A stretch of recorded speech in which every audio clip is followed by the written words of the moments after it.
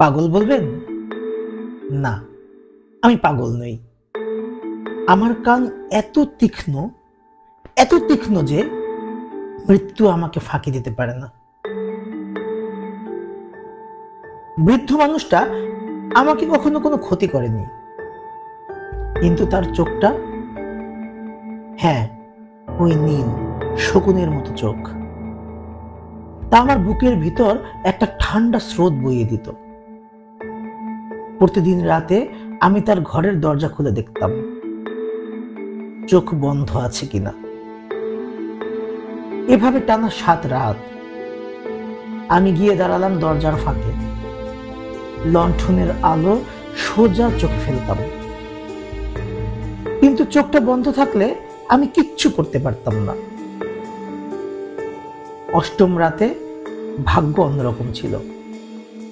লণ্ঠনের আলো পড়ে গেল সোজা সেই শকুনের চোখে, খোলা, নিষ্পলক, আমার দিকে তাকিয়ে।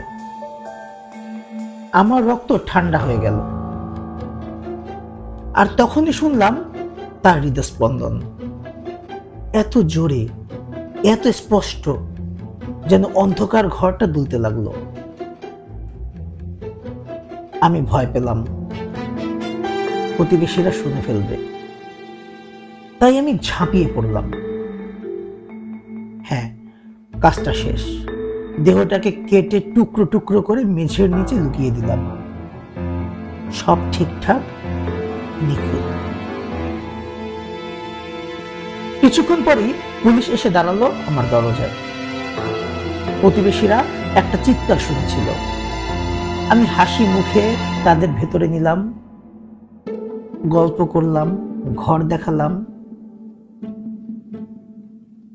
কিন্তু কিন্তু সেই শব্দ ফিরে এলো। ধূপ ধূপ, ধূপ ধূপ, আরো জোরে, আরো কাছে, আরো স্পষ্ট। আমি জানতাম এটা কেবল আমি শুনছি, কিন্তু কেন তারা শুনছে না? হঠাৎই মনে হলো তারা সব জানে।